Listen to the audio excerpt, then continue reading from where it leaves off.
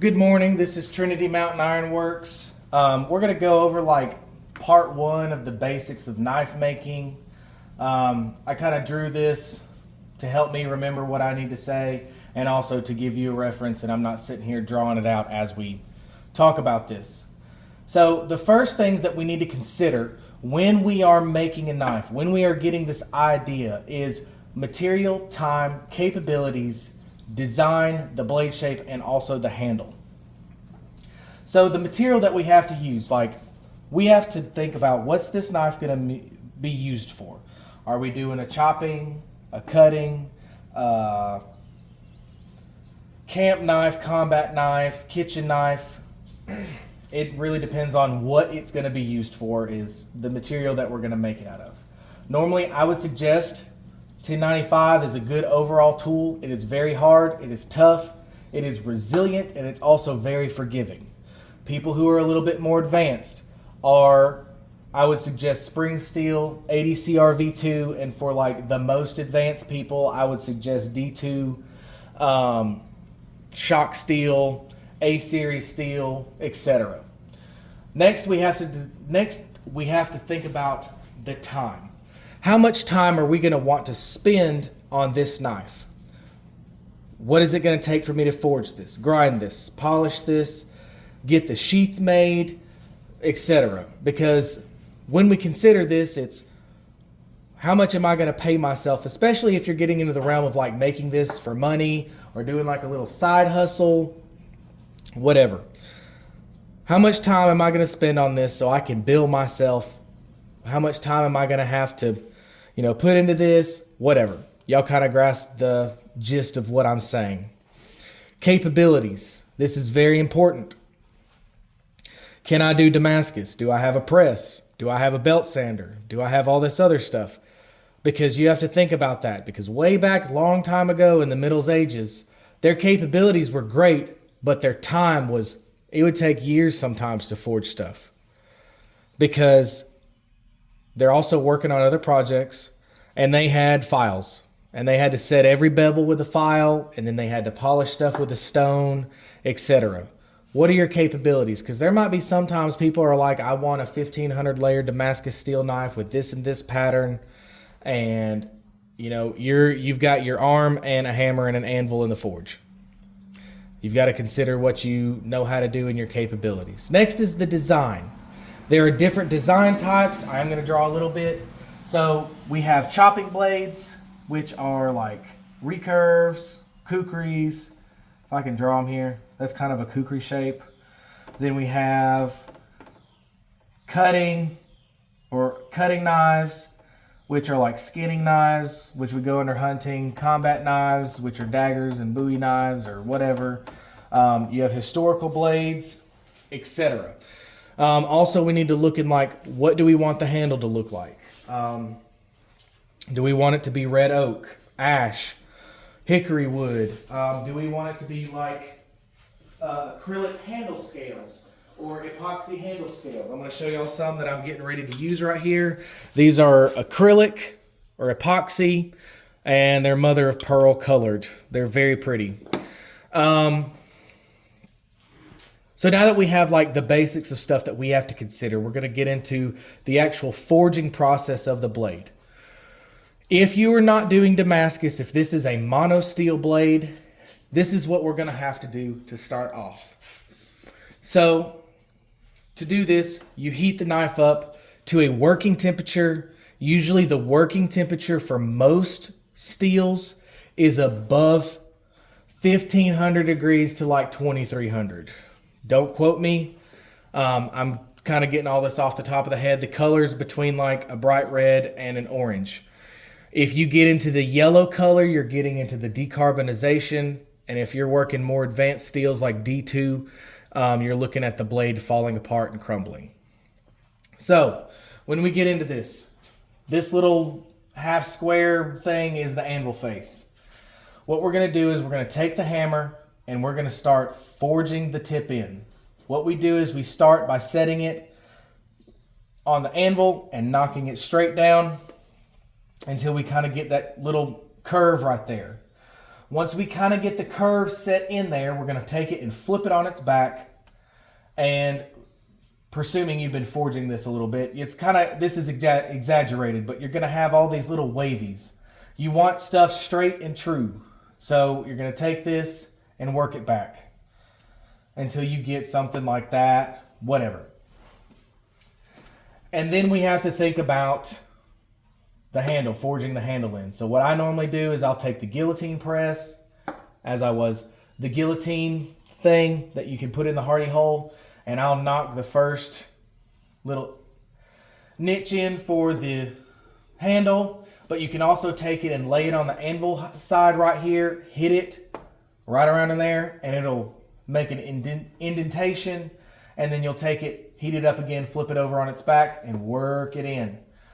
Also, I would suggest taking this and putting it on the anvil horn, because the anvil horn is like a half circle, and that's going to act like a half fuller. What that's going to do is spread the material out this way while also keeping that little curve that you got going on in there. So that's rough forging. Finished forging is where we're getting ready to kind of get it ready for the quench, the heat treat, etc. So as you're forging, rough forging and finished forging go hand in hand. You could be doing the same thing, it at the same time as each other. So when you're forging it and you're knocking it this way, you're heating it, you're beating it, it's going to forge these lips on it or cheeks to where you're going to kind of have like an hourglass shape with the steel. The great thing about this is when you're blacksmithing, whatever you hit on the anvil face, it happens to the other side. So if I hit this way and it's on the anvil face, it's going to knock that off too. Normally, what I will do is when you work this side, you're focusing on the other, because this is going to be the flatter part of the knife. When you're finishing it, you're getting it into shape, because this doesn't change. Sometimes when we're forging, we're going to be accidentally hitting the hammer with the heel back or the heel forward. It just depends. You might accidentally roll it to where you're hitting like cockeyed this way or cockeyed this way. So the consistent edge is going to be the one that is flat on the anvil. And how we can mitigate that is use a flattener. A flattener you can buy. I've made mine. I will show you if I can grab it real fast.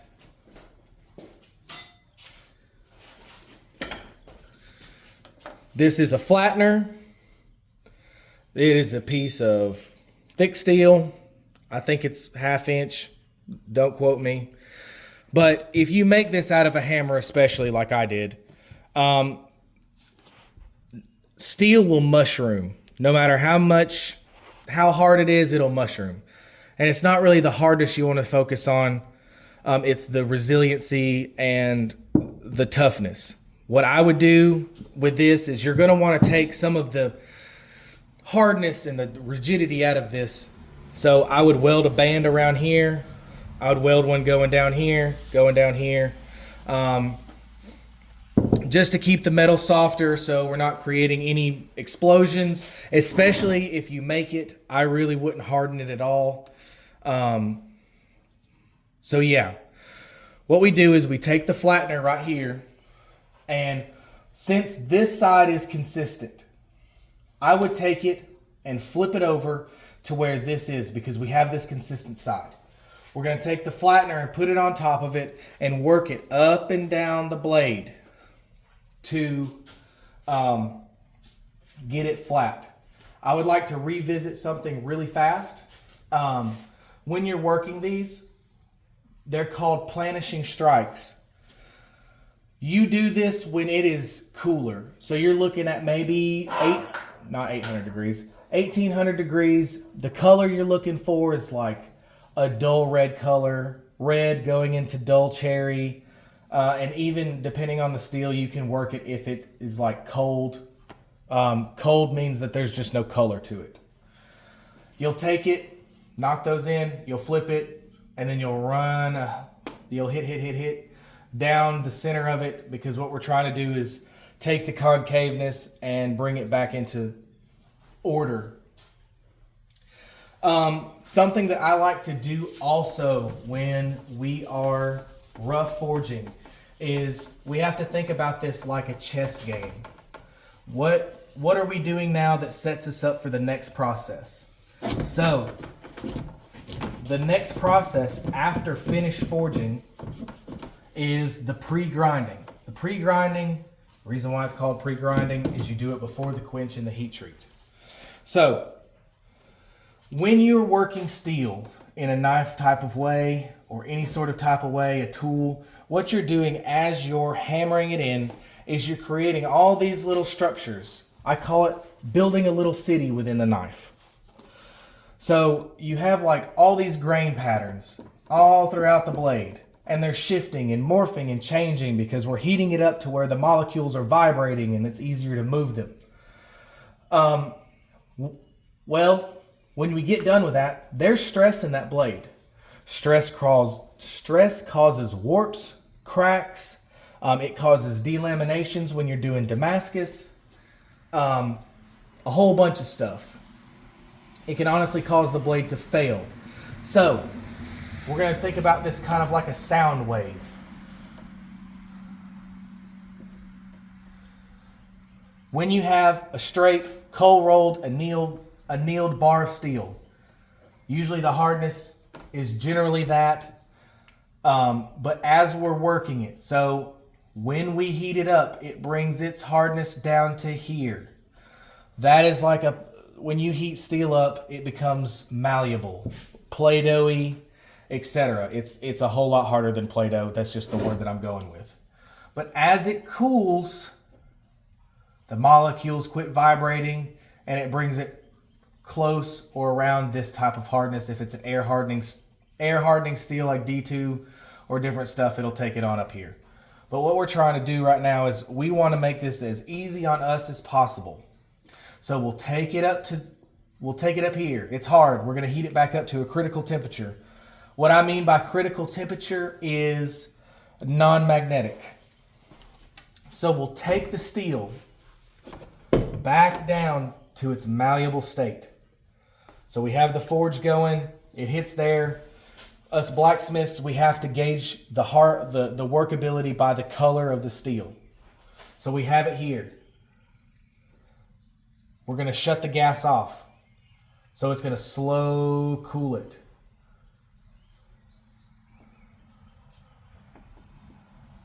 And it may take an hour or two, 2 hours, 3 hours, 4 hours for it to get back down to the normal temperature. And what that is going to do is cause those grain structures in the steel to relax, to form, to reconstruct themselves in a way that is not where there's stress involved. After that, we're going to take it and we're going to heat it back up to its not critical temperature, but maybe about 1800 degrees to where it's like a red color. So we're going to go about halfway up, and then we're going to shut the gas off again and let it cool. And then we're going to do it again, and we're going to do like a dull cherry color where it's like 800 to 1200 degrees, and then we're just going to let it cool off again. And what this is going to do is going to make it a whole lot easier grinding when we're working. Please forgive me or educate me. I still don't completely understand auxantine, marzantine yet. I know I'm kind of talking about it. I'm still learning all this stuff. Please forgive me. So we have this, and I'm going to go ahead and dip into more heat treating stuff that I know. But first we're going to touch on pre-grinding. So what we do is when we have the blade, we have it all forged out. We have it as flat as we can have it. I know I did horrible on that. But you're going to have those cheeks that form up. You're going to have that if you didn't use the flattener. You're You're going to have these hammer marks here. You'll see them. You're going to have like a concave line that runs through here that's going to have these bellies and pits or whatever it is. When we finish grind, or not finish grind, pre-grind, what we're going to do is we're going to take a 36 grit belt, 40 grit belt, what have you. And we're going to take this and we're going to try to make this as flat as possible. We're going to try to take out all of these little hammer marks, the pits, the divots, the concaveness. We want it to be just a regular flat bar shape. And that's what's going to set us up for the next thing. Part of the pre-grinding process that I do is also grinding in the bevels. This is where you can really get fancy with it. This is where you'll also do your like fullers. So if you want a fuller to run through it, you'll take your little thing and make a fuller. And you'll grind it in if that's how you want it to look. When I do this, I want to leave about, if we're going to look at it like this, flat wise. There's the ricasso. There's the handle. We want to leave, I would say 80 to 20 thousandths, maybe the width of a dime. Let me gauge this for you slightly.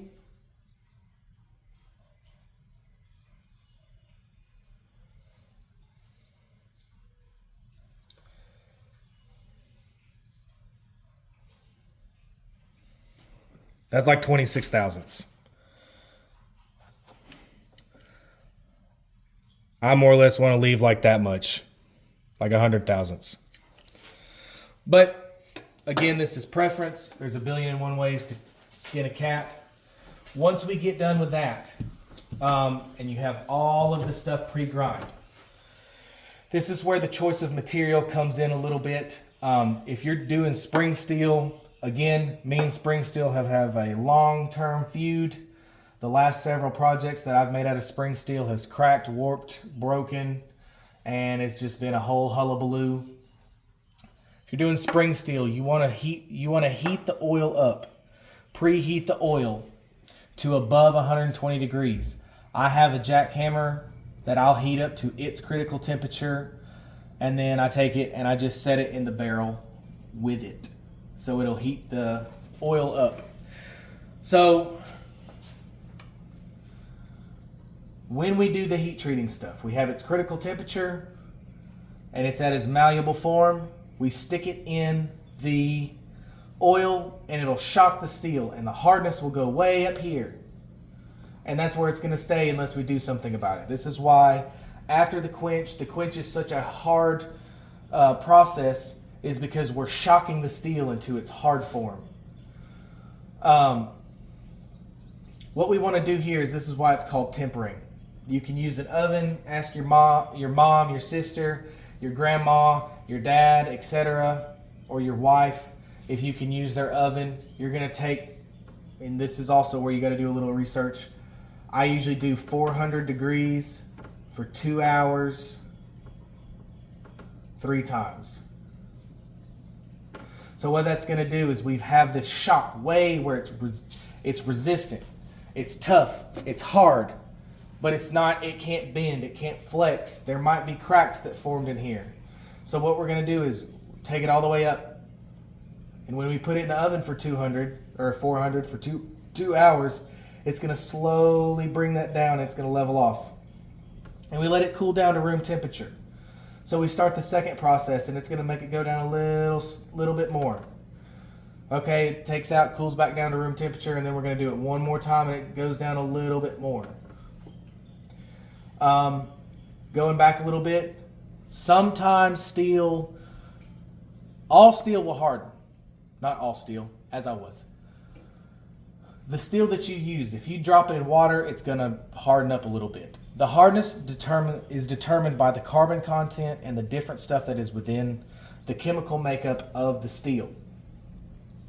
A lot of times people will do the file check. There's a sound check to see if it hardened. And sometimes people will like run a rat tail file across it and the file will bite into it. The steel is probably hard. It's just not harder than the file. So I think a file's like 60 or 70 Rockwell. It may have gotten above that or below that. It'll bite if it's below it. Just to touch on that a little bit. So that kind of takes us there. After we get done with the tempering, this is where the finish grinding takes place. So I usually start the finish grinding out with 120 grit. You could do whatever. We'll take it, and what we're trying to do is clean up everything, clean up the plunge lines. We're going to do everything. I want to go back and add something because I'm thinking as I'm doing this. Before all of that, before the pre-grinding when we're still forging, what we have to do is think about where the handle pins are going to go. You can measure them out, and you need to drill them before you quench. Even if you don't quench the handle, you need to drill them out before you quench. And I've had a lot of stuff where I've had to reheat it up and let it cool down slowly. What I will do is I'll take one of those punches and we'll knock 3/4 of the way and just make a huge divot so we're not drilling through a lot of stuff because work hardening is a thing. Now that all of that's done, we're cleaned it up, it's good. Normally I will go 120, 300, I think it's 320, 400, 600, 800, 1,000 on the grit. And that's how we're going to clean it up. If it's Damascus of any type, San Mai, what have you, you need to stop between 600 and 800 degrees grit, as I was 600 or 800 grit. The 1,000 is where it's just going to be shiny. And this may not all the time, but it will muddle out the pattern sometimes if you go up to 1,000 grit, because what the ferric chloride does is it goes in there and it uses the little scar marks and it eats it away, and that's how the pattern's revealed. I still need to look at this. Is more of I just know how it works because I've done it and I've read a little bit on it. I need to do more research on it to where I can teach better. Forgive me, educate me if you feel the need. So that's what I do. After that, we have buffing wheels, and that's where you can take it. By now that we've reached to about 600 grit, this is where, or 400 grit, this is where I'm going to go ahead and put the edge on. Be careful with this. If you cut yourself doing it, it's on you. I usually try to leave the sharpening part for the very last. And when you start working on the handle, you can take painter's tape and wrap it around it so it helps you not get cut as much. So once the blade is done, we have to do the handle now. So we have the handle. I know that's a janky handle. We have our handle pins that we've punched and drilled. So now we have the selection of wood or the epoxy or whatever else have you. What you're going to do is I will take and lay this on a piece of wood. We'll draw out the pattern, and then I will cut the wood wider than what I need because I want to leave room where if I mess up.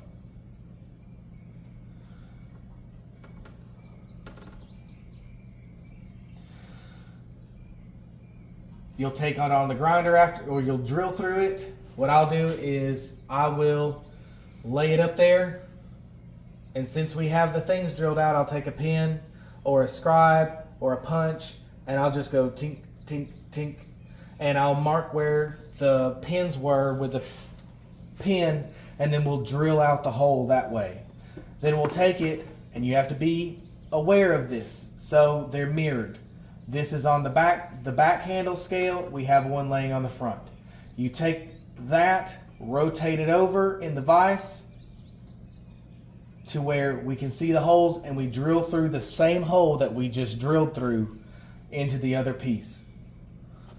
Then what I'll do is we'll take the handle pins, and it'll look like this.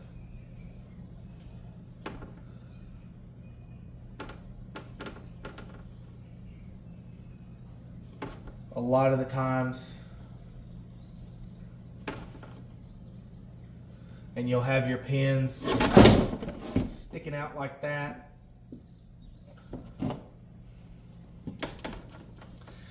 Normally I'll try to cut those off to where they're just little nubs, but then you're going to take it on the grinder and you're going to start working the handle. You'll get it to shape. Usually wood can be polished up to 400 or 600 grit, and then you can use the buffing wheels, or you can hand sand it. It doesn't really matter. I usually take cutting board conditioner or wood oil or something like that. You can burn the handle to bring the grains out if you want. It really depends on what you need to do. Now, there are different types of handles. We'll do a different video on handles another time. I took this a lot farther than I meant to. Y'all have a great day. Thank you. God bless.